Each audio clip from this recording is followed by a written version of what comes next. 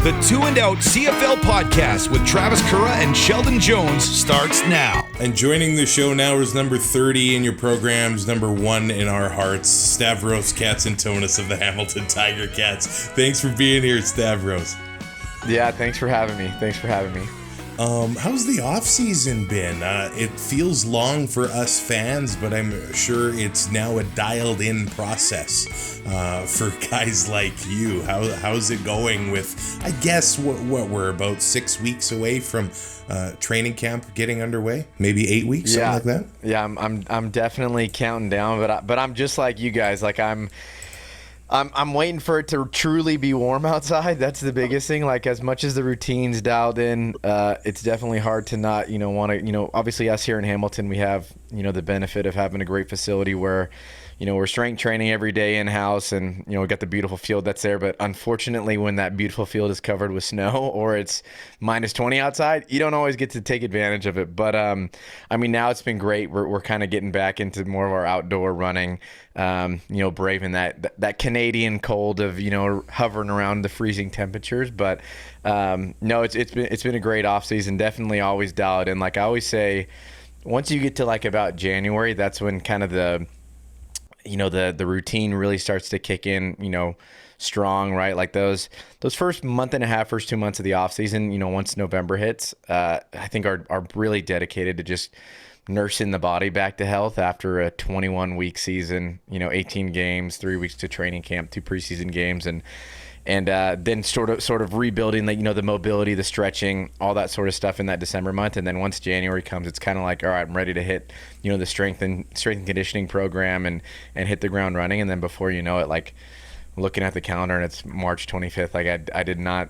It's like January and February, I'm sure for you guys, same way. Like January and February feels like the longest months in Canada. Because obviously, like I used to live in the States, being born and raised in California. So like getting blessed with that year-round great weather, you take a lot for granted. But a lot of January and February is spent inside in these cold Canadian months. But definitely would not trade it. I love being in the city of Hamilton, being around the great fans that we have here, and just being more embedded in the Canadian football community.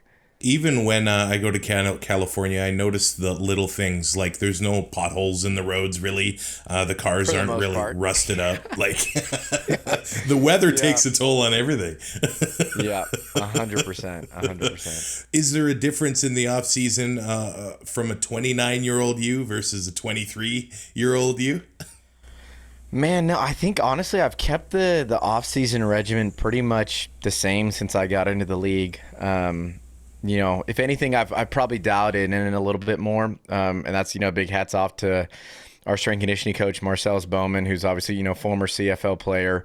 Spent a lot of time in this league, had a career-ending injury, and instead of I won't say using it as an excuse, but like he really used that to help build and pass on to the next generation of CFL athletes, and he's doing it in such a way that.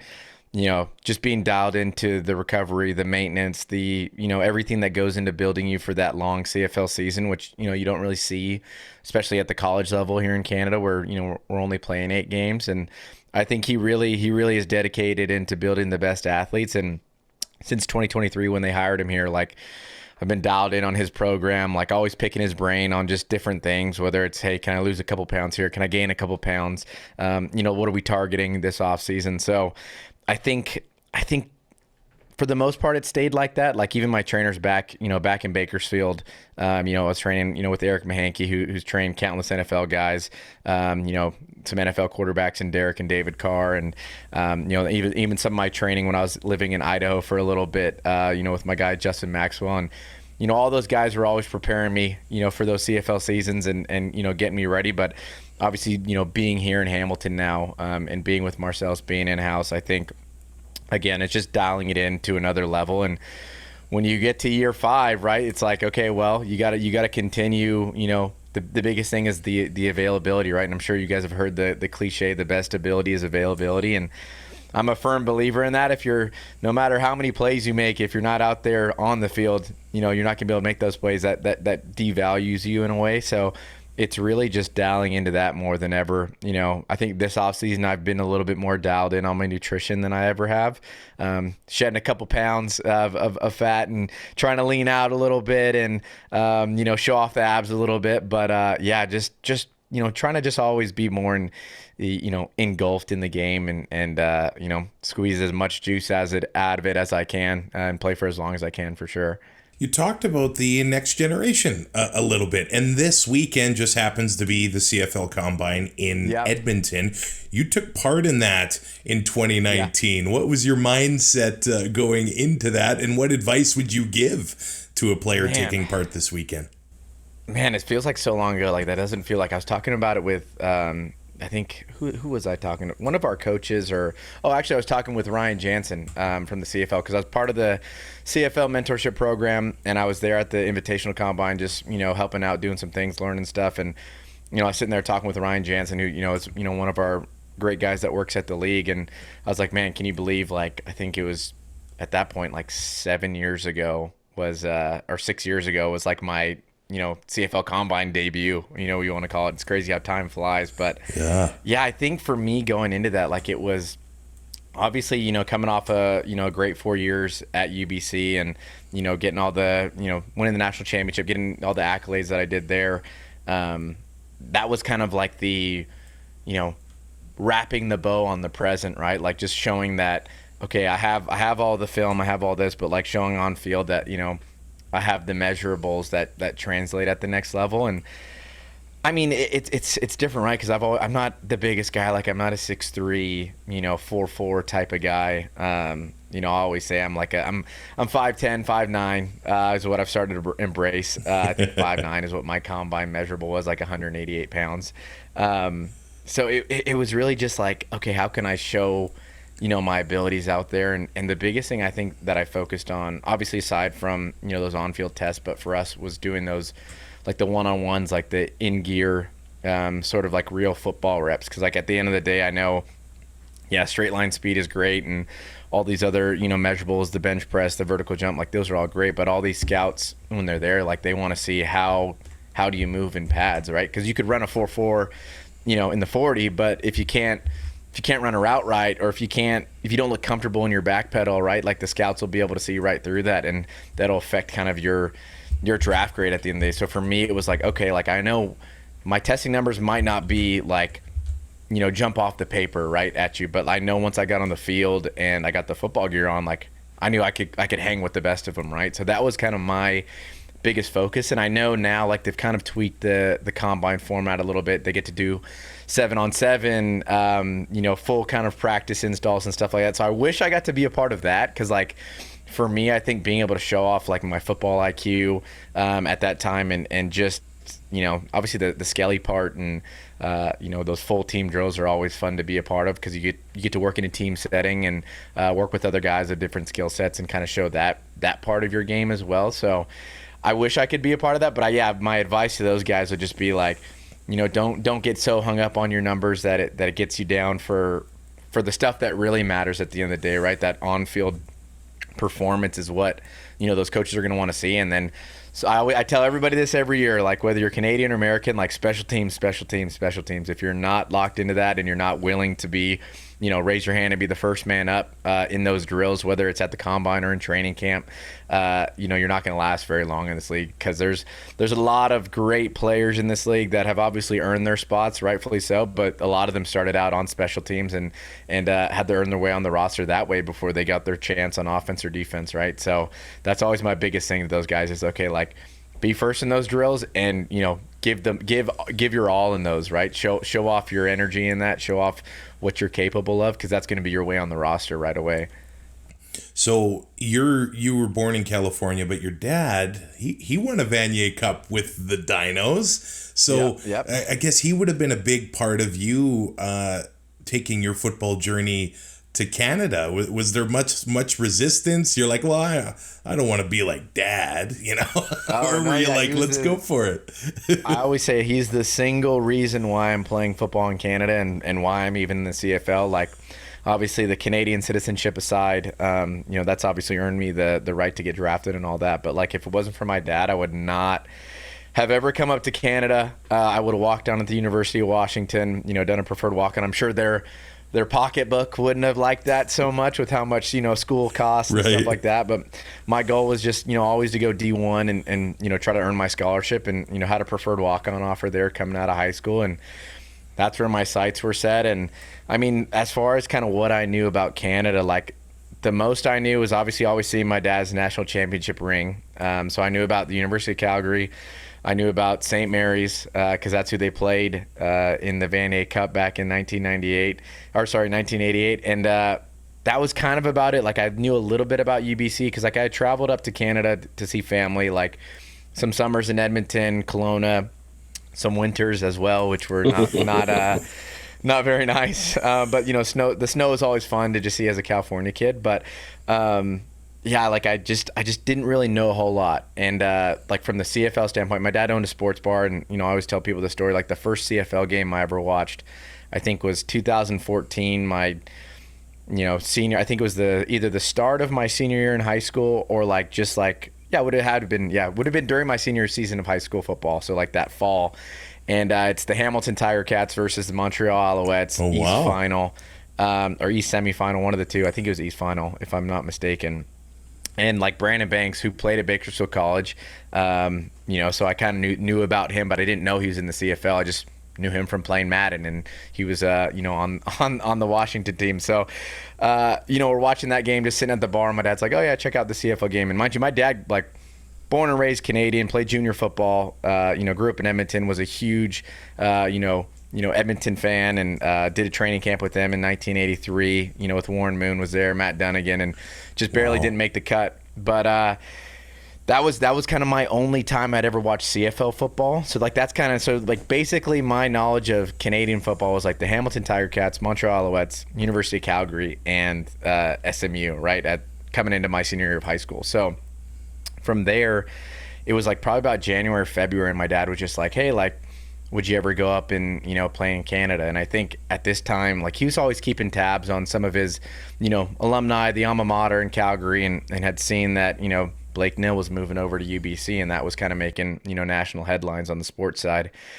And I was just like, I don't know. Like, I don't know if I would want to go up there. And me being like a younger kid, right? The first thing I did was went on YouTube and typed in University of Calgary football, to kind of see what it was all about. And, for me, it was all I had ever seen was, Alabama and University of Florida and, USC. Like I went to a USC game on like kind of a recruiting visit, and, got to see a game at the Coliseum, University of Washington, Stanford, right? Like, so you see all these big name games and you're thinking, oh, like, should be a ton of fans there, right? And you turn on a game and it's University of Calgary, and they're playing UBC, and like I'm like, there's no one in the stands. But that was my thought. I was like, man, like I don't know if I want to go up here and play. Like this might be like worse than going like D3 football at this point, right? So I was definitely like very skeptical at that time. But my dad sent it anyways, sent my film to the University of Calgary with the guys he knew there. I think Marcello Rapini, who my dad played with, was coaching the DBs there, so we just reached out to him, I think via Facebook, and then sent some stuff to UBC's like scouting, I think recruiting coordinator, which is Paul Orzetti, who was my special teams coach my rookie year there. But they reached back out. They sent me basically said, "Hey, yeah, we're interested. Why don't you come up for our spring camp just to come check out the campus? You won't be able to obviously participate in it, but you can come, see what it's all about, sit in on some meetings, that type of thing." So I went up to UBC.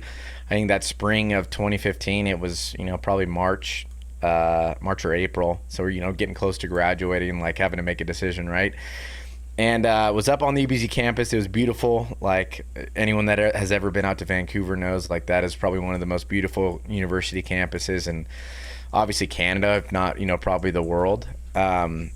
And I just kind of instantly fell in love with it. Just felt like the right place to be. I didn't even take a visit out to Calgary because I'd kind of known from the whole reason my parents didn't stay. And my dad met my mom at junior college after junior football in Bakersfield, and then they went up to the University of Calgary in '88. So the whole reason they didn't stick up there is I think there was a pretty big blizzard year in 1988, and my mom was like, "This is way too cold. Like we need to go back to California." they went down, and they've never been back. Obviously, they come back for games and stuff, but they started their family down there. So I kind of took a little bit of that into consideration, and at the time, like the University of Calgary, they were like, on paper, they were like one of the best teams, right? Like they had Andrew Buckley, who set a ton of records, at the U Sport level. Rashawn Simon Eyes. I think Coach Nill had been known at that point for just putting, countless guys into the CFL, from the draft perspective, from all across different positions. So like him coming over there, I was just like, oh, well, let's take a chance. Like, let's go to UBC, and, it's still on the West Coast. It's a nice campus, and you're going to have a chance to, play potentially, right? So got sort of a scholarship offer there. And like, I think the initial scholarship offer was more of like hey, it's partial scholarship, but if you become a starter for X amount of games, like, we'll pay for your whole tuition, room and board, all that sort of thing. So I kind of was like, well, you know what? Like, some scholarship is better than, zero. And the tuition rate to go to UBC, which was a better school than the University of Washington academically, like, was way cheaper being a Canadian. Right. So I was like, you know what, like, let's take the chance. Let's go up here. I have family that's in Vancouver at the time and family in Kelowna. So like, if I get homesick, I got things to do, right? So I took that chance and was in for a very rude awakening for, trying to jump into Canadian football and thinking I was just going to tear it up after, I would say a pretty dominant high school, a couple years in high school, playing with, a lot of great guys. Like, I tell a lot of people this, but my high school quarterback was Jordan Love, who's obviously with the Packers now, and, played a couple years with him. One of our linebackers, Chris Barnes, who's still in the NFL, and I think he's with the Panthers, but has been all around the Cardinals, the Packers. So like I'd played with some guys. I think like 6 guys from my senior year went D1. So like you can imagine coming up here, I'm like seeing some YouTube videos of UBC playing University of Calgary. Like I'm gonna dominate up here. It wouldn't be that easy. I would eventually, but it would not be that easy transitioning. Just learning the yard off the ball and all that sort of stuff. Like my first start was or not start, but like they put me out at field corner initially, and I was like, what am I doing, like playing corner? Like I don't know why, but I'll figure it out. And was getting burnt in one-on-ones, like couldn't figure it out. I think my first game where they actually like put me in on defense, like I was in a dime package, and my first play ever was a touchdown that I gave up. I think I was playing boundary half, came in, and like you remember that? Oh yeah, I'll always remember. I'll never forget. It was versus the University of Manitoba in Winnipeg at the old, it's now Princess Auto Stadium, but Investors Field, and I saw the ball, saw the play, like felt like I was going to pick it off, and a lot of coaches have told me like the ball is always higher in the air than it seems. So I wish I would have heard that before I went after that ball, but just misjudged it. Jumped too early, went over my head. The dude went for like a big touchdown, and thankfully I didn't get fully benched. I got back in that game, made a big pass breakup in the end zone, and then started to kind of build my confidence from there. We won that game in like a 55-52 or something like that, like barn burner. Wow. in Winnipeg. But I got in the paper the next day for that PBU, I think in the Winnipeg Sun, and my parents probably have it, but like that was the coolest thing to me was like, to I guess make it in the newspaper in Canada and start building my name, and finally I think they ended up just throwing me in, letting me start after our bye week, and from there just kind of took it and ran with it. Had like I think 6 picks down the stretch my rookie year. We won the Vanier Cup, which was one of the highest highs I've ever been a part of. Breaking, I think it was like a 15 or 16 year like drought for UBC, and the way we won, like winning on a game-winning field goal, was like just such an amazing experience. And then go on another 3 years, have another 3 great years, and then get drafted into the CFL. It's definitely, like I said, none of that would have happened if it wasn't for my dad. So always thanking my dad for that, and for him pushing for me to come up here, and it's worked out well so far. That is such a great. Now with your name, I feel like athletes can be a little bit uncreative when it comes to nicknames, but I feel like you've gotten pretty lucky. The Bakersfield Bandit, now the Mongoose. Were there any other names during your football playing days that you were in? High school, the news guys would call me Grease Lightning. That was my nickname in high school when I would make plays, yeah. Yeah, so it was Grease. Did you like that? Yeah. I mean, I watched Grease as a kid, so like that was always a cool movie to me. So when they started calling me Grease Lightning, I just thought that was funny.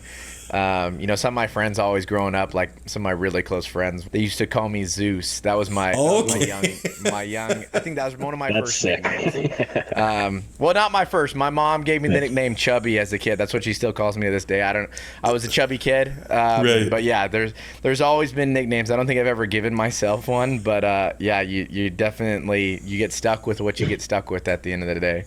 You can't give yourself a name though, right? Like that'll never stick. Yeah, it's a little weird.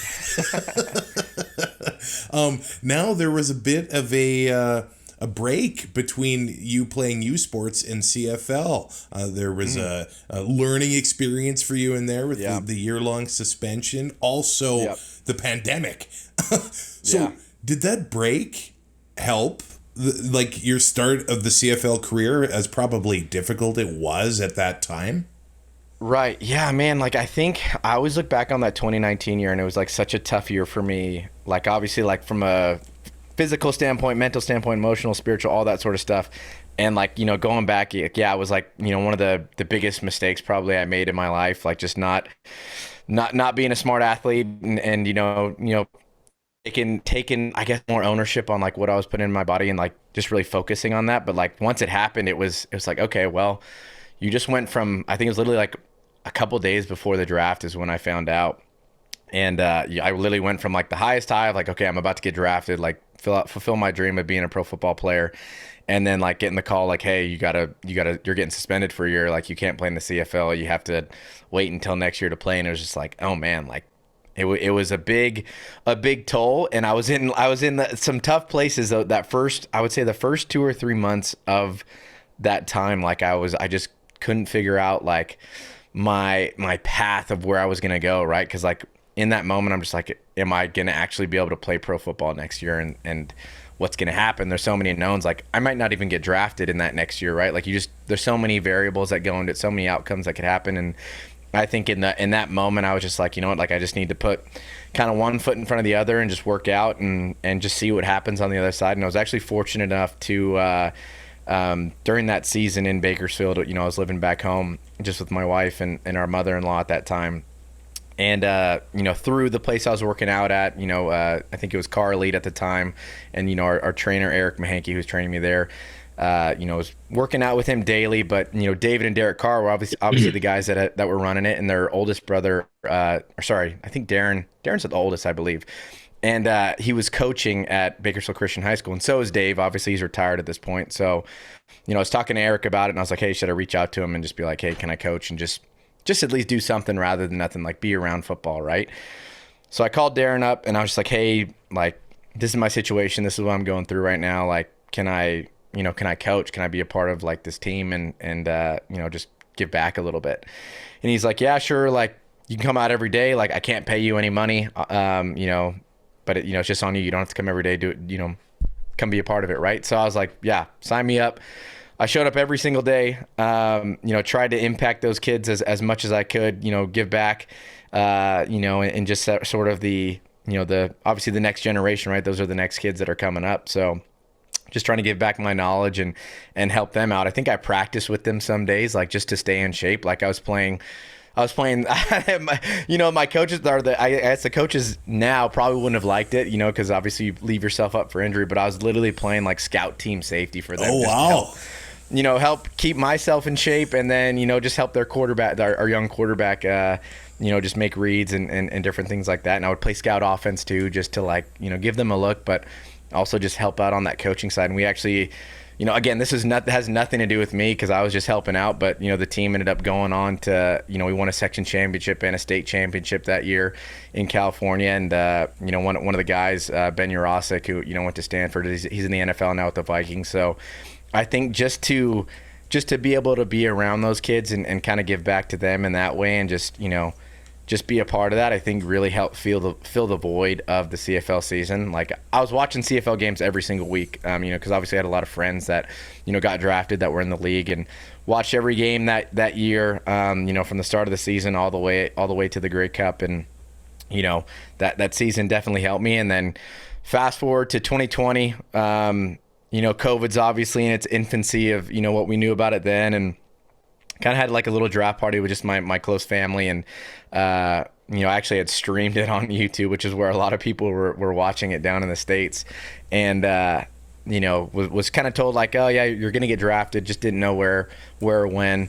And just was waiting to see my name called. It ended up being the 4th round. I think as it got to the 4th round, I was like, man, am I not gonna get drafted, right? You start getting those just feelings of doubt, and all that stuff gets brought up. And finally, I saw my name go on the ticker with the Hamilton Ticats, and immediately, just felt that sense of relief to get drafted, be wanted somewhere, and obviously took it all in with my family, with my parents, my wife, and Coach O was one of the first guys to call me and just say, let's go, like, excited, fired up to have you here. Got calls from everyone on the staff, and just how excited they were to have me there. And then a few weeks later, it's like, okay, the season is getting pushed back a little bit, right? They're trying to figure out doing a bubble model and all this sort of stuff. And basically at that time I was like, okay, well, I don't really have a whole lot going on right now. So my wife and I actually moved up to Coeur d'Alene, Idaho.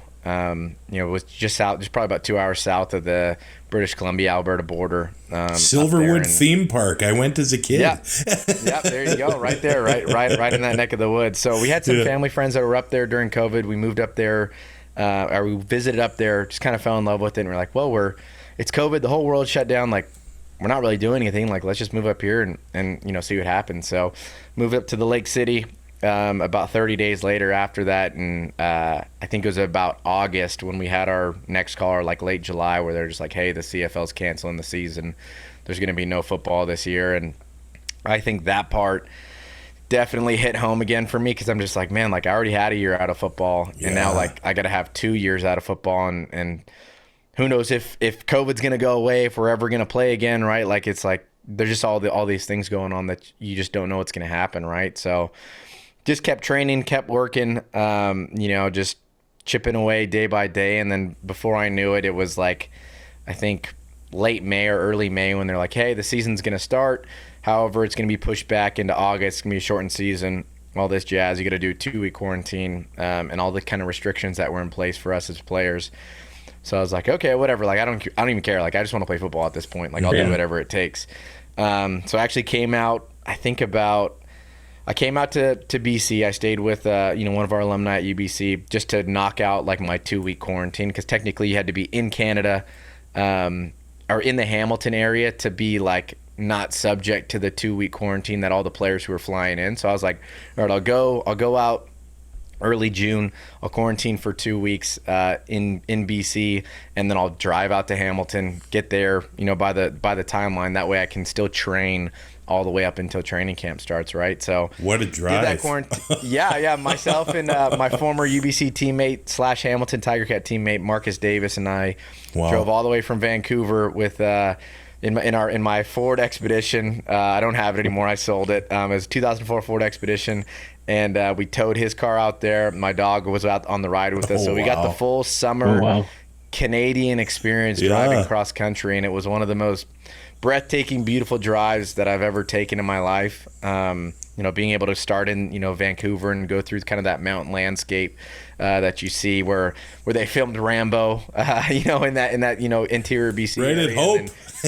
Yeah, exactly. Hope going through there is like literally picturesque, like exactly how it was. Like it's foggy there, and you could see Rambo probably scaling a mountain somewhere there. But that, and then going through kind of that Banff National Park area was beautiful. Like going through sort of the prairies, the Saskatchewan area, going into Winnipeg, and kind of that whole Great Lakes area was just an awesome experience to do that. And then got out to Hamilton, hung out there for a little bit, and then again had to try to make the team, right? Like I didn't really realize what that actually entailed, right? Because you're just Oh, I got drafted. Like, I feel like I'm entitled to a roster spot, right? Like, that's how I'm sure like all rookies feel, right? Like when you get drafted, you don't really realize what it takes to make the team. So no preseason games, which I look back on that now, I'm just like, I don't know how I did that, right? Yeah, I dislocated my pinky on like day 2 of training camp. So that was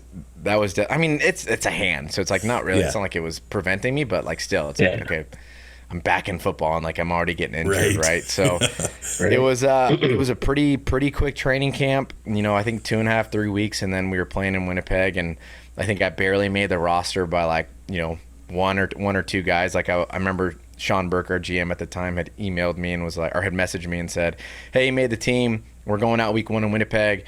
I don't know if you're dressing yet. You might be on the active roster. You might not be. So, you know, we'll just figure that out as we go with some injuries we had." And it was able to make the roster, played some special teams, I think it was a part of the first kickoff or first play of the 2021 season after having a full year off. So, like, being able to be in that atmosphere in Winnipeg and just kind of, you know, obviously, you know, they're a great fan base there, and to be on that kickoff. And every time I watch that game back and see that first kickoff, it always just gives me the chills of like, man, that was where I, you know, got my debut as a pro football player, and you know, just kept chugging along from there. Yeah. So now that you're in the CFL, you got your feet under you, you get that kickoff, you go to the Grey Cup in your first season as a rookie. So tell us about the season and how it just felt to, you know, kind of same thing as a rookie in U Sports. You go to the Vanier Cup, but not the same outcome, unfortunately. Yeah, I know we were like 1 or 2 plays off, unfortunately. But yeah, I think that season was just like so obviously memorable. I think just because of that, the COVID restrictions that we had in place, like I think our team was closer than probably any other team I've been on. I think this last year is probably, you know, comparable to that. But I think just the things that we were going through, because we weren't really allowed to go out. We kind of had to basically hang out with each other at the stadium, and that was about it early on. So it was literally just, it was like summer camp, but for professional football players, really.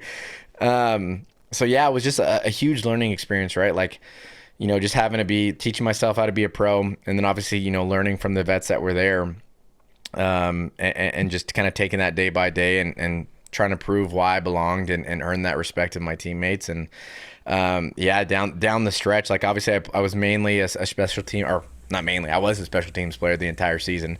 And then the East semifinal, you know, we're playing the Alouettes, and it's about an hour before the game, and I think, well, not even an hour before the game, but I was like, I'd always prepared like I was going to be the starter, because at that point, like, I just learned, like, okay, this is pro sports. Like, people go down, it's a next man up type mentality, right? So in my head, I was just like, always prep like you're going to be the starter, right? So I remember walking in, you know, to the stadium that day. You know, it's snowing, and you know, I happened to get there at the same time as Coach O, and he's just like, "What's up, man? Are you ready today?" And I'm like, "Oh yeah, always ready." Like, not really thinking too much of it.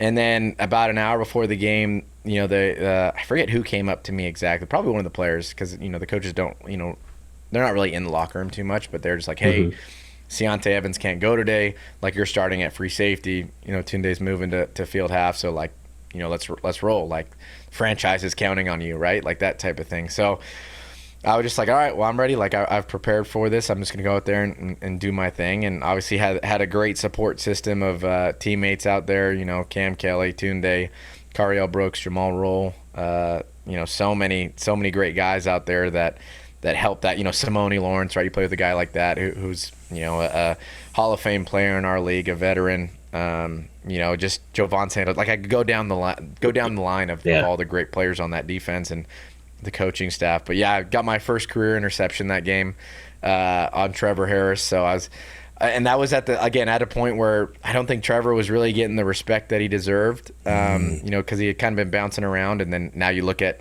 he's a Grey Cup champion, right? One of the most accurate passers in the CFL. So I was telling someone this on a previous podcast, but I was like, yeah, I still have that ball. I'm actually looking at it. It's in my closet. Oh, I need to get him to nice. I need to get him to sign that one. You for do? Sure. I know he will. He's definitely, you know, good friend for sure whenever I see him on the field. But yeah, that was, you know, my first CFL pick, and I think from there it was like, oh yeah, like I know like I know I belong in this league. Like I know I have what it takes to be a starter and make big plays for, not only myself, my teammates, but like the entire franchise, the fans who pay their hard-earned money to see, they come there to watch you. They want to see make big plays, right? So like again, I'll never forget that moment from just like the roar of the crowd when I made that play and kind of the celebration after. And then again, just going on that sort of playoff run, going to the East Final in Toronto, or, biggest rival, and, kind of learning everything that was that rivalry. And, well, again, I wasn't positioned as the starter that game, but, someone went down early in the first quarter, and it was like, all right, same thing. Like, you're up. You got to play. And it's the East Final, and we're trying to win this game so we could have a home Grey Cup, right? Like, that's all that was on my mind. But again, like I'd learned from the week previous and weeks previous to that, like you got to prepare like you're going to be the starter. And, we ended up winning that game, in Toronto. Again, an iconic win versus a huge rival of ours to get a berth in a home Grey Cup. And then again, like it's crazy, like just how that year went was that next week it's a Grey Cup. You're getting ready. We're in Hamilton. It's a home game, like trying to break the drought and all that sort of stuff. And then not positioned as a starter again. It's like day 2. We show up and like Ted Laurent is missing. Like he's not at practice, and we're just like, what's going on? You kind of see people like murmuring around the locker room. And then I think it made its way to me that, hey, Teddy had appendix surgery. Like he's not going to play this week, like emergency appendicitis or whatever. And I'm like, oh shoot. Like I didn't really think too much of it at that point, but then I was like, oh, like ratio wise, right. At that time, I don't think we had a D tackle, on the roster that could replace him or really anyone else on defense. So it was like, they came up to me just before practice, like, hey, you're starting this week. Like, I'm like, okay, like, let's do it. Only the biggest game in probably the history of at least at that time, probably the Ticats organization. So I was like, you know what, like, I'm just going to go out there and do what I do and prepare at the same level. And, I felt like I did what I needed to do. That game was again a game I'll never forget. I think I've played in Saskatchewan, I've played in Manitoba, against the Bombers, and their fan bases are for sure loud, but that is one of the loudest games still to this day that I've ever played in. And I don't know if it was just the magnitude of the game or what it was, but I still remember like being on defense and just like it was a sea of black, definitely a pro Hamilton crowd. And, just being on defense and, obviously our fans get rowdy when we're on defense and they're up, they're screaming, they're loud. And just like Cariel Brooks is probably maybe 5 to 10 yards away from me max, probably more like 5.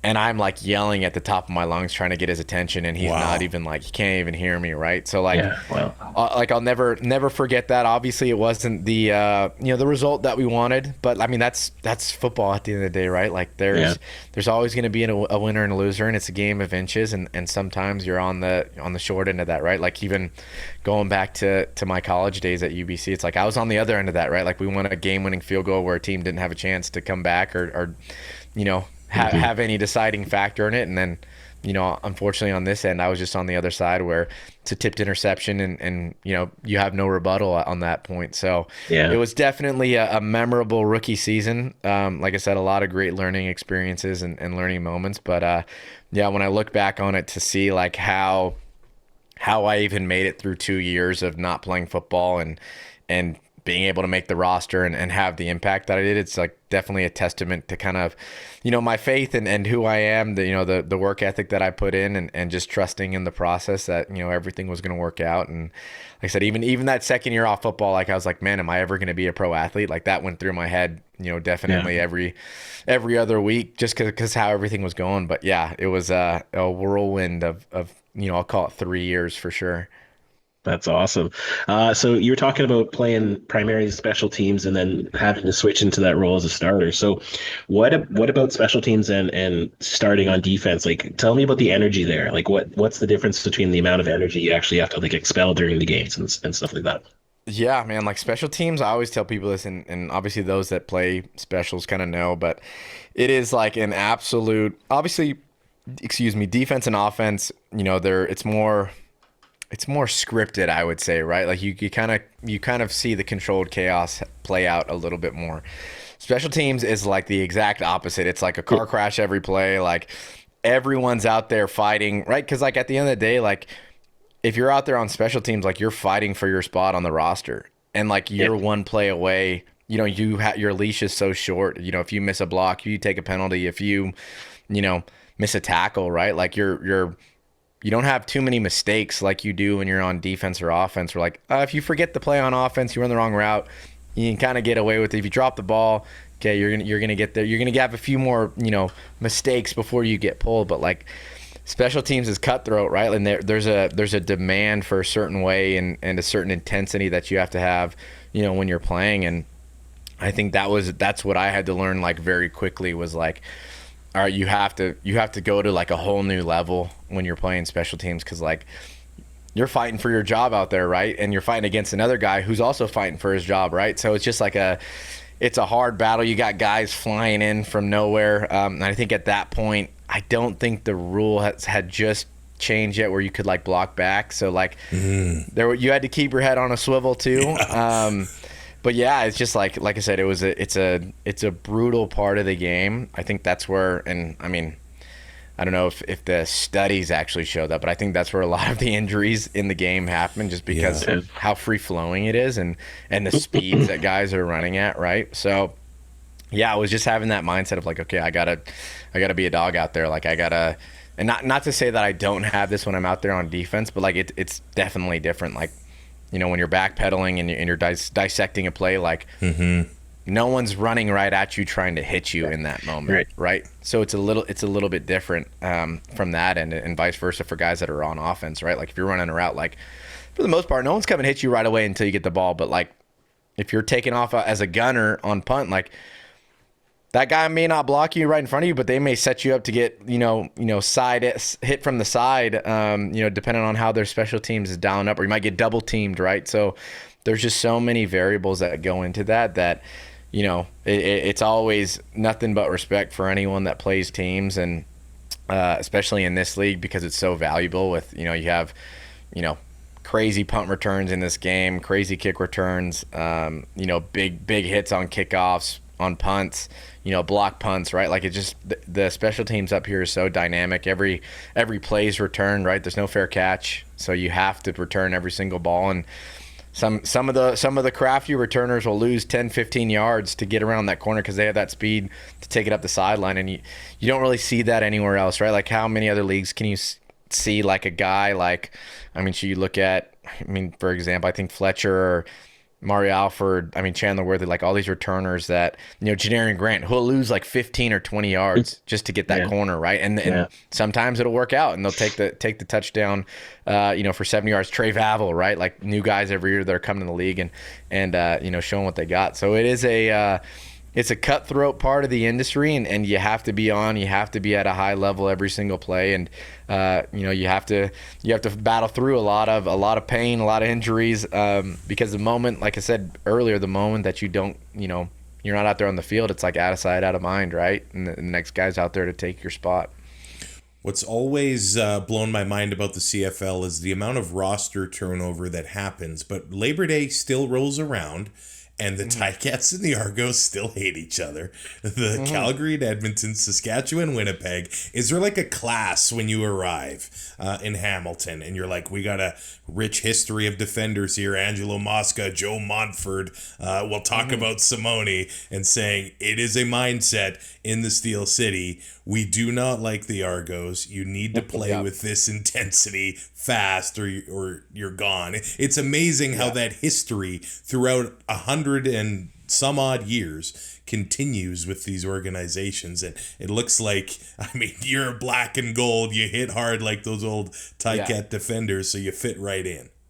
Yeah, man. It's definitely from the get-go. A lot of guys, when they're getting interviewed, especially when they're coming over from other teams, whether it's Toronto or other teams, I think that's one of the first questions that they get from, our media guys. It's like, hey, do you know how important like the, the battle of the QEW is, right? So like guys get pretty much, inundated in that knowledge pretty quickly. And then, once you get to training camp, especially because we play Toronto in the preseason, you see, they show the different videos of, the rivalries and the different documentaries, so you can really get a full understanding of like what this game means each year, whether and it doesn't even have to be Labor Day. It's literally anytime we play them, but what it means to the fan base, the franchise, and it's blue collar versus white collar, whether or not, obviously none of the guys that are playing there are, blue collar, white collar, but like from the fan perspective, right? Like Hamilton's a steel city. It's a blue collar city. And Hamiltonians feel like we work hard for our money, and we put on our steel toe boots and put on our hard hats, our lunch pails, and we go to work. And then the other, the converse side of that is, in Toronto, they feel like, hey, it's the white collar town. They got the nice cars. They got, the big party scene, the nice skyscrapers, the suits and all that. So I think it really fuels into like that dynamic when you start to see, these different videos that hype up the game. And I think that helps a lot of the players like really get grounded in like, okay, like, hey, I'm representing this organization, and it's not just about me or the guys that are playing with me. It's like, it's a whole thing. Right. So, I mean, I still remember my first couple years in this league, and it's still done to this day, but, especially my first year is like, I think Jeff Reinbold did a really good job, and Coach Washington, of, showing that history, right? Like Reinbold would always pick a couple different special teams guys, and you'd be called out by him like, hey, your homework tonight is like, hey, go give me 3 facts about, Freddie Plesius, who used to play here, or, Brandon. Well, I think at this time Brandon Banks was here, but Chris Williams, like these different types of players that were dynamic here, and yeah, you had to learn about them. And then in Coach Wash's meetings, it was more centered towards the defense. Like I think mine was Garney Henley.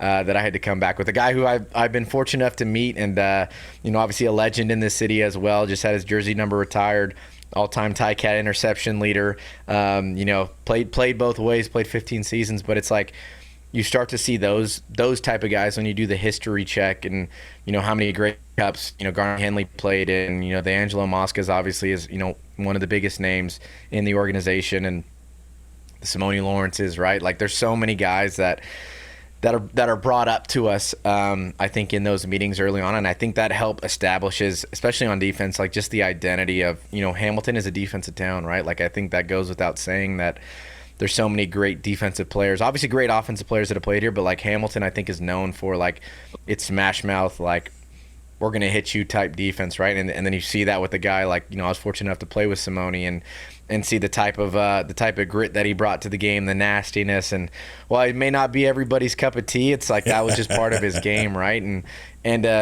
he's a guy that, right, all-time tackle leader in Ticats history. He's going to be in the Hall of Fame. Won multiple CFL All-Stars, and East Division Most Outstanding Defense Players. Arguably, I could say he probably should have won a couple across the entire CFL Most Outstanding Defensive Player, but we'll leave that one to the voters. I know there's always some discrepancies there, but again, like I think just getting to know that culture early on, I think especially as a young player, just helps you really respect, and honor like what it means to actually put that jersey on a weekly basis. And I think that's why like every week when I'm putting on my jersey, it's like it always feels like it was when I was a rookie, right? Like it's just such an honor. We always used to say like it's an honor and privilege to be part of the Ticat D. It was one of the things we always said. And as cliche as it may sound, and we'd always kind of make fun of it, but like it truly is like when you get to put on that jersey and walk out on game day in front of our fans, and again just see all that they have invested into it, right? Like again, we're talking a blue collar city where I've been in some of those Stelco steel mills to see like what it actually is like, where they're working 12-hour shifts and, super hot temperatures, getting just all this stuff all over them, like getting down and dirty. And then it's like from there, they go straight to the game, right? So it just shows like the dedication on there. And I think that just means, at least for me personally, like it means that much more when I'm going out there. Cause like, okay, I got to perform at my highest. Cause like these people are spending like maybe the last part of their check, to come and bring whether it's their kid to the game or just, come with a friend, and see us perform out there and see us win at the end of the day. So I think that's where I take a big honor in that, take pride in being a Tiger Cat and, just representing what the city's all about at the end of the day. Awesome. So let's bring it to current timeline, I guess. So you had a career high in interceptions last year. You got a new 3-year deal with the Cats. What what do you kind of model yourself after a player? Like, is there somebody that you grew up watching that, in these 5 years in the CFL that you've able to kind of model yourself after? Yeah, man, like that's always tough. I think like growing up as a kid, right? Like I always got to see, the Brian Dawkins. Obviously he was a heavy hitter. The Troy Polamalu's was one of the guys that I got to watch a lot as a young kid growing up. And I wasn't a Steelers fan, but my one of my really good friends and growing up who got me into tackle football was. So I always kind of paid attention to Polamalu and him jumping over the center and getting that sack and getting these crazy like one-handed interceptions and just being like a very well-rounded safety. So that was definitely one of the guys that I could say like I paid attention to, like Ed Reed as I'm growing up. And then I think the more I got into like university and got older, it was kind of like, okay, who are people that like are like me, right? And like Tyrann Mathieu was like one of those guys where he was the same, almost I think exact same metrics as me, like 5'9", 180, 190 pounds, and played safety in a different way, and like almost like body type wise, like we have like very similar body types. So it just really resonated with me, like, okay, if a guy like that can, have the impact that he's having, make plays and do it at such a high level, like I can definitely do it too. Like there's no real excuse. So I think definitely guys like that. But again, like being able to play with a guy like Taylor Loeffler, who kind of took me under his wing, my rookie year at UBC. And obviously we're not the same body type, but, him being like a 6'4", 6'5", like true free safety, coming down, hitting guys and the way he really punished people, I think, again, just resonated with me. Like I said, a guy that I looked up to as a veteran and really wanted to learn from, because my first year at UBC, I was just playing boundary half, before I took on the full-time safety role after he left. And to see him carry on and do that, up here, for the Blue Bombers and just lay guys out, I think that always just inspired me to just play above my weight class and, send punishing hits to people. Like I've always told people that like the reason I got into football was, my friend, Jack, who is again the Steelers fan, showed me like what like tackling was in football, and like this was probably like in the second grade, and once I realized like what that was and like kind of how good it felt to like kind of like lay somebody out or like flip them, like that's when I was like, oh, I gotta play tackle football. And I didn't get to actually play until I was like 13. Was my first year in tackle football. I kind of grew up playing flag, but I think from there it was always that. It's like, okay, like I always wanted to hit someone as hard as I could, as hard as I can. And like it's always translated to like every single level. Like I love the contact and just being able to hit people hard. Now you got to pick and choose. Now it's a little bit different. We're not all the same weight like we were in high school, right? Yeah. Can't hit Brady Oliveira the same way that I hit my high school guys. Sense. You got to hit him. You got to hit him a little bit lower, but sometimes you got to tackle him high, right? So you got to eat those hits sometimes. But yeah, I think that's a lot where it came from. And I also grew up. I had two brothers, so we were always physical and tackling each other. My younger brother and I are about 17 months apart, so we used to put on our pads after, once we got them for the football season, and we go out in the front yard and tackle each other. And sometimes my parents probably didn't like it. So one time we broke the sprinkler on purpose, so it would simulate sort of like a mud field, and we were tackling each other in the mud and doing that. So it's just like, yeah, like and then like I said, with my older brother, like, he was always, a little bit rougher with us, right? Like my older brother, I think he's 7 years older than us. So like him and his cousin, our cousins, no mercy. They were in high school. Yeah, they were like hitting me. They were like abusing me almost. Like they were hitting me hard. Like they're in high school and I'm like barely in, not even in junior high. Like I'm in elementary school, and like I'd get on the football field, and I was just known as like the physical kid that they could be physical with, because they knew I wouldn't cry and all that sort of stuff. So I remember one time I'm like running on the field, and my cousin Peter he was a quarterback at the time, and he's standing on the field and he sees me kind of running, and he has his full gear on, like helmet off obviously, and just kind of like puts his shoulder into me and just like trucks me, and I just get up and keep running. And like it's like those type of moments right there, I think, is where you realize like that's where I think it kind of formed. Like just you have to have that toughness, that grit, to play defense, just in general, and want to tackle people. So a lot of formative years of getting hit. I got a lot of scars for sure. But yeah, no, that's definitely, I think, a little bit where it comes from. Well, thank you for being so generous with your time. Before we let you go, I want to ask you about some fun stuff. we've both recently gotten into the card collecting hobby, at least pretty seriously. And the way that are you still sort of like a fan of the game, even though you're in the game? Because you seem 100%. Like to have the same excitement of pulling a 1 of 10 or a 1 of 1 or something like that as anybody else does. Yeah, no, it's definitely a fun hobby of mine. And like, obviously I wasn't big into CFL cards before I got in the league, but I think for me growing up, it was like, I was always like the kid that like loved collecting trading cards. And in my dad's sports bar, like he had an epoxy resin bar that had like a bunch of baseball cards under it and stuff like that. So that was always cool. And he always collected sports memorabilia, just through all that time, right? Like I think he was the only bar probably in California that had like Wayne Gretzky autographed memorabilia in there, or, just different, like Rocket Richard cards in there. Like nobody was thinking about these guys at this time, but because my dad was Canadian, like he's one of the only bars I think that was carrying Molson too at the time. Okay. And still to this, like to when they finally closed at least the restaurant side of it. But yeah, they were just, that was always kind of embedded in kind of just my growing up. So then once I got to the CFL, like, when I found out like I was going to be on a card, like I think that was just, again, just like a full circle child moment for me, where it's like, man, I'm finally, like, I'm looking at one of my trading cards right here when I'm talking about that, and it's just like crazy to see that. But then again, like to like break these packs and obviously have that connection of like looking at Brady Oliveira right here, Dembski, some like obviously some of my higher personal collection cards, a signed Bo Levi card, and it's just like those connections that you make with those guys in the league.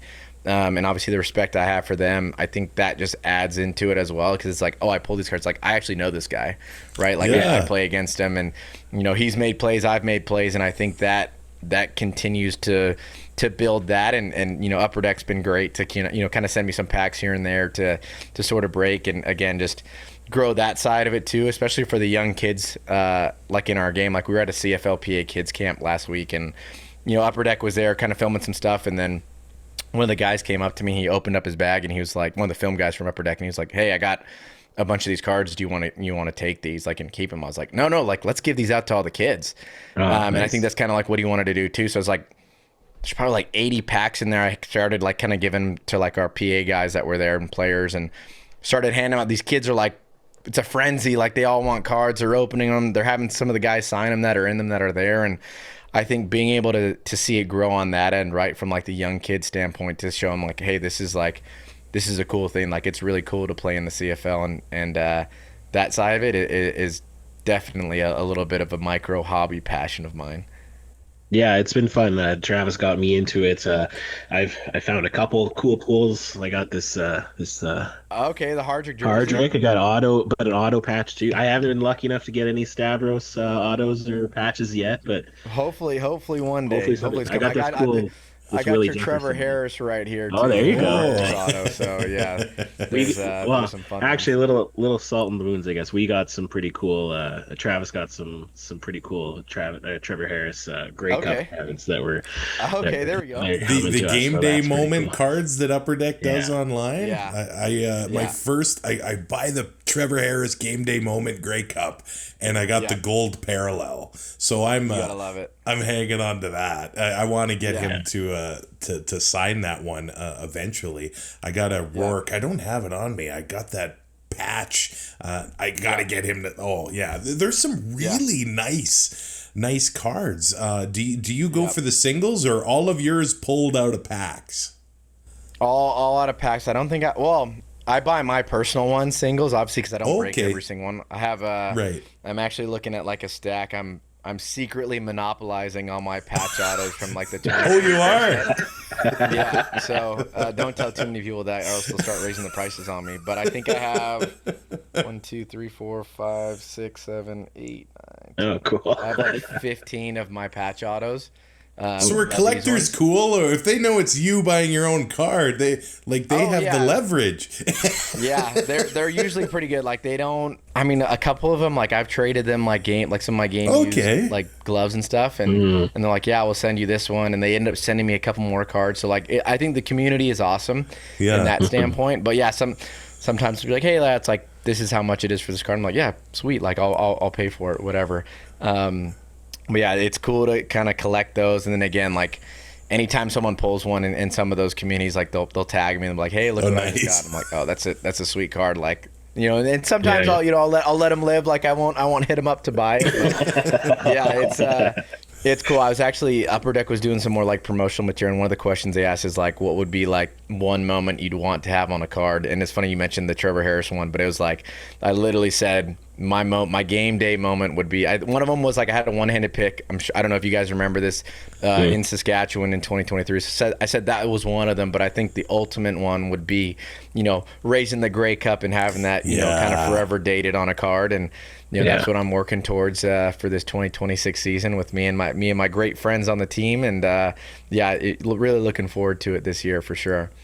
So you've got some pretty good drip yourself. Bo was rocking the Boveralls a little bit. I mean, is it a bit of a competition on the Ticats to see who's the best dressed or what?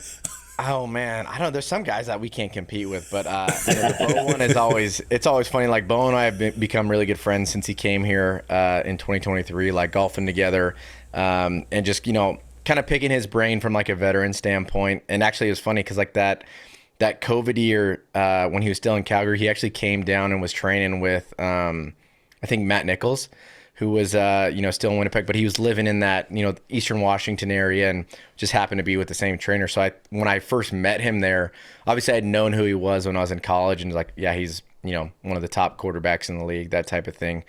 And was just catching for them there. I was the only guy there. I was like, yeah, I'll catch some footballs for you. And it's funny because Bo said this one thing to always stick with me. He's like, yeah, get used to that. Like, don't get used to that because this is the only time you're going to catch a football from me. Oh, yeah. Which I guess technically he was right and wrong. Like, right in the sense I never got to pick him off, you know, obviously being on the other side when he was in Calgary, but I picked him off plenty in practice. But that relationship has just always been, you know, continuing to grow, like leaning on him for, hey, like if you have a bad game or if you feel like you're not playing at your level, like how do you deal with that? Like how do you go through that mentally? And if there's one person that knows how to handle those things, it's the quarterback, right? Because they're always under the biggest scrutiny and the eyes are always on them, right? So just being able to lean on him for that knowledge and information, like kind of has always helped me to grow, you know, as a player. And then just this past year, he was my roommate the entire season, so that was a fun experience. Just, you know, literally just talking football every day and playing golf together. I think that's literally all we did the entire season last year. So just to, again, like we're showing up at the stadium together at like 5 a.m. You know, our literally, like you would think when you're waking up at like 4:30, you're getting in the car to go to work, and it's 5 a.m. with, you know, again, your coworker. You know, obviously he's my friend, but like you think that the car ride would be silent, but as soon as we get in the car, like we're talking football. Like, hey, what are you guys doing this week? Nice. You know, what are you seeing? Or like, hey, we're playing this quarterback. Like, how do you think they're gonna look at me when it comes to like a safety perspective, and like what should I do different? So like, again, just being able to build that and you know, just glean information off him from a quarterback standpoint and be able to use that on the defensive side of the ball and vice versa, I think was a real cool experience. And then again, just to see him have like the resurgence in his career the past 2 years and playing at, you know, in my opinion, probably, you know, the top level in the CFL and in terms of what he's doing from where he's come from since he's come here. And it's exciting to see. And, you know, we're just looking to get over the final hump here in Hamilton and raise that trophy for this great city. And you know, it'd be a great team to do it with. So I'm real excited. We've each run into at Grey Cups as sort of a spectator, enjoying the whole spectacle. You were in, you know, the Grey Cup in your first year, but did attending as just having fun kind of surprise you? Because hey, the Saturday night at the convention center in Winnipeg, we were both having a good night. couple beers. I don't know if they were what beers they were, but they were being consumed. That's for sure. But yeah, it's funny because like as a player, especially like when you get kind of, I won't say spoiled, but when you get into that first year of, you know, you go to a Grey Cup right away, it's like you think that's kind of the standard. And obviously previous to that, Hamilton was in the Grey Cup the year before. Yeah. So I'm just like, oh, like I'm just going to go to the Grey Cup every year as a player. So you don't really think about what's going on outside of that. And then the 2022 season, I got elected a PA rep. So I, you know, obviously once we lost in the playoffs, I was like, hey, you got to fly out to Grey Cup. Like, this is part of like what you sign up for as being a rep. And I'm kind of like, gosh, like I do not want to go watch freaking Winnipeg play Toronto. It's like the one team I lost to the Grey Cup in the year previous, and then the other team is like the most hated rival. So it's like a lose-lose seeing who wins that game. And just going out there, like, the first day was, you're just kind of getting there, getting your feet under you and seeing kind of the different parties. And then I think when it hit me is like I went into, I think, the Brandt Center for all the team party rooms on like the Friday night or Saturday night, and it's packed in there, and like they have all these different team rooms. And I went into Ryderville, and there's like thousands of people in there, live concerts, like all this stuff going on. And then even after that, I think we went into the downtown and just kind of hopping around all the different restaurants that were hosting parties there. And then I started to realize, I'm like, oh, this is like an actual like event. Like this is a week-long party that people travel to. That one I didn't stay for the game. I couldn't. I was just like, I gotta get home. Like I can't watch Toronto like win this one if they win, and I can't watch Winnipeg because the wound is too much. And it was also cold that Grey Cup, so I was like, I'm not freezing my ass off out here to watch this game. So that one I didn't watch. And then 2023 we kind of lost, and this time I had to get home. I wasn't a rep that year, so ended up driving home. But 24 I was a rep again. I got asked to do kind of some like social media stuff for the PA in BC, and like that was like one of the most fun times, other than this last year, was the most fun times I had. Like obviously not being in the playoffs, we didn't make it, so I kind of didn't have that, I guess, recency of losing, but like celebrating everything there. And BC, I think, put on such a great show from just that whole Grey Cup week, being in kind of that downtown area and seeing all the fans travel there again, just having a good time in the party rooms. I'm sure, I don't know if you guys were there, but if you were, I may have run into you at some point with all the Stavros salute. Like, is that like the 4 beer or 5 beer line? It might be 4 or 5. Okay. Yeah, it might be 4 or 5 for sure, where it's just like, hey, like, I see you, but like, I got to keep going. So yeah, that one was fun. And then obviously that game was a phenomenal game. Yeah. I think being able to see that stadium sold out, like 51,000 people watching that Grey Cup game, it was such a cool atmosphere. Again, obviously you want to be playing in it, and that's the ultimate goal, but it's not a bad alternative to like go out there as a player. And I tell this to guys every year, like if you're not playing in it, like whether it's figuring out like how to finance your way there through the team, get some appearances, whatever it is, like go to Grey Cup, because it's just such a fun experience. And then last year, again, like I thought I would be playing in it. Again, the same type of feeling. We just lost that East Final game, unfortunately. And, I got the call from our lovely lady at the CFLPA, Rachel, who scheduled my flights. I think it was like Monday morning. She's like, hey, I know this is a tough email, but we got to schedule your flight out here. And I'm like, gosh, I do not want to be here. And I'll tell this last story, and I promise I will stop talking because I have talked so much. But this is actually a cool story how it went. So obviously, I don't know if you guys had seen, but I had done kind of the Friday Night Football panel with TSN, got asked by them early in the season, kind of in like the August time. So had a lot of fun with that. Got some good feedback from them and stuff like that. But I'd wanted to do some stuff at Grey Cup, but I think because where we were at, it just wasn't going to align with how we were playing. So like when I got my flights booked, I was like, listen, I'm in Wednesday, I'm out Saturday. I'm leaving. I'm not watching this Grey Cup. Like I got too much hurt on me right now. And then it was like each day that I was there, obviously you have our obligations with the PA for like meetings and stuff like that. But like each day that I was there, just like hanging out all these different places, like being around the fans, like the FOMO started to creep in just a little bit each day. And I was like, man, like I kind of don't want to leave. Like my flight was at like, I think Saturday at like noon. And on top of that, like I got a message from TSN, and they're like, hey, the producer Jamie was like, hey, we'd love to have you on Grey Cup Saturday if you want to come on for a little bit and talk some football with Luke Wilson and Dustin Nielsen and a couple other guys. So I was like, hey, sorry, like I don't think I'm going to be able to go. My flight's already booked out. Like I wish I would have changed it, but that's where it's at. He's like, oh, no worries. Like let me know if anything changes. So Friday night rolls around, right? My flight's leaving the next morning. And I think I'm in the Winnipeg room, and there's I forget who the big was it the Rec Laws or like the big concert. They were there, yeah. Yeah, I think it was Friday night. Was the Rec Laws playing it, and it's packed in there. And I'm walking through with one of my buddies, Malcolm Lee, who runs Showtime Digital, played in the CFL for a little bit as well. and I run into our lovely people at Baffin, who obviously are our corporate partner with the league, partner with the Ticats, and make some really good shoes as well for the winter and hiking as well during the summer. And I've done some things with them before, like they've sent me some boots, and I was kind of jokingly, they were like, "Hey, are you staying like for the Grey Cup?" And I'm like, "No, I'm leaving on Saturday morning." And this is like 11 p.m. at night. And then I kind of jokingly was like, "Hey, and if you guys need a Baffin ambassador and want to change my flight from Saturday to Monday, I'm all in. Like, let me know." And they are kind of like, light bulb went off. They were like, "Yeah, like let's do it." They made some phone calls, like got my flight switched. Wow. I did a Baffin like hike on the Saturday, like did some promo for them, and then did some more Baffin photos at the Grey Cup for them, and then was also able to do the TSN hit on Saturday, all in the matter of.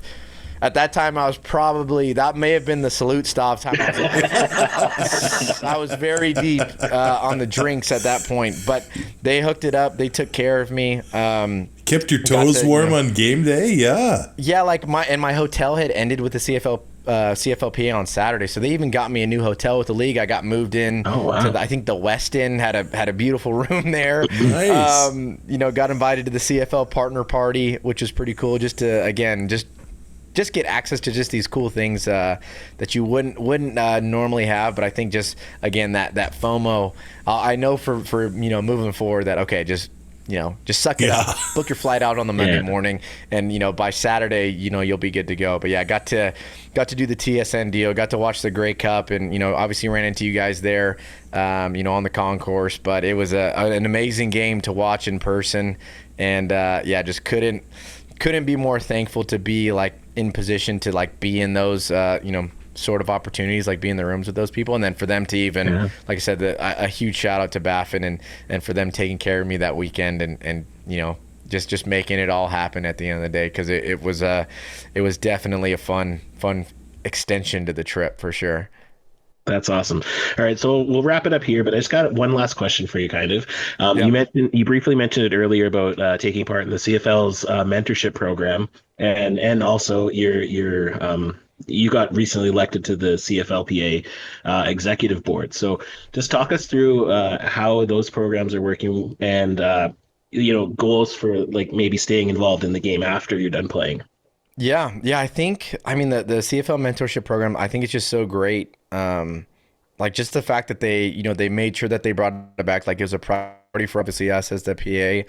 But I think with, David Mackey, our executive director, reaching out to Stuart Johnston and, just let him know like, hey, this program is like really beneficial for our players. Like you've seen so many guys go through it.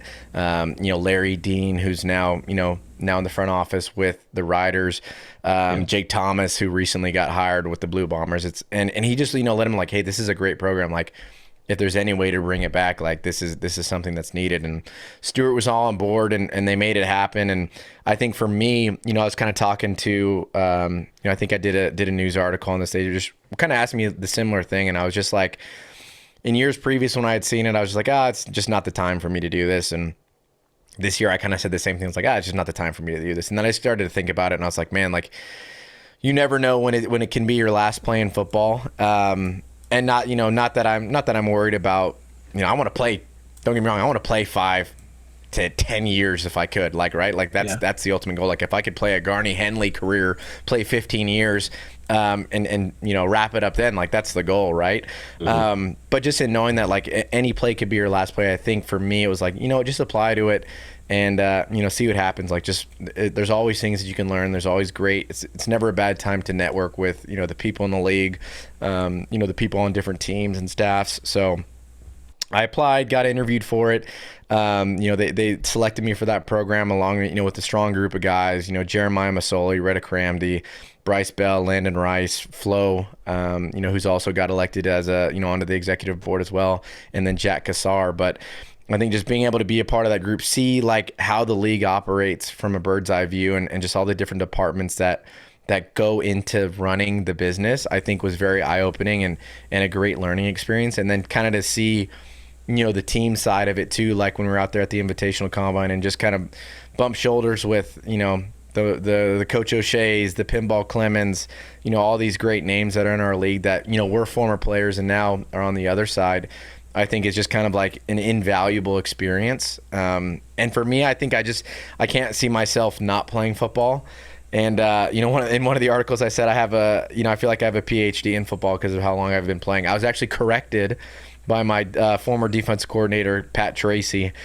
He said, I'm working on my master's right now. That's what he said. He said him and Coach Snell have the PhDs, which I will totally accept. I think that definitely is more respectable. I'm working on finishing my master's and in football and, graduating to the PhD. But yeah, I think I just couldn't see myself not being in football. And again, with the decision, I think to, run for the, one of the CFLPA vice president positions, I think, again, I'm just at a point in my career where I think I have a very good knowledge of, how the players need to be represented and like how that benefits the league and how the league and the players, coexist together. And I mean, Stuart is, one of those great guys. He actually came into our AGM last week and spoke with us and kind of his vision for the league and how he sees it going hand in hand with the players. And I think to be, a voice for guys on that, and as a guy who, again, barely made the team, and then, kind of to where I am today, kind of ascending in that way, I think being able to be a voice for those guys is something that I took on at a younger part of my career too. Like at being a PA rep in year 2 is like wasn't even something I was trying to like run for, but like one of my teammates nominated me for it. So I was like, okay, like I'll see what it's all about and try to learn more about it. And was fortunate enough to be under Chris Van Zyl, who played many years in this league, has a lot of experience, just from representing the players end. So I think again it was just another avenue for me to just learn more, and again just represent the great players of our league, from down to the PR all the way up to, your highest earners, in that standpoint, and make sure everybody's fairly getting represented. And at the same time, making sure that the league's growing in the right direction, at least on our end, right? Like on the players end, it's like we got to make sure we're doing our jobs out there and pursuing things to the fullest and putting on, a great entertainment for our fans, but also making sure that like we have the right protections in place and the teams are doing the right things and doing right by their players. Because at the end of the day, like I said, we coexist together, right? Like we wouldn't be here without the organization, and the organization wouldn't be here without us, right? And then the fans tie directly into that too. I always say if the fans weren't here, we would just be kids playing football in a park at the end of the day. So it's a very coexist, I think, league, when you look at just the players,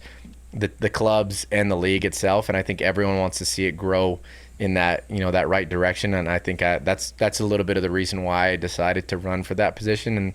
And just looking forward to representing our great players of the league on, just many fronts. And just couldn't be more excited for that. And the mentorship program definitely helped.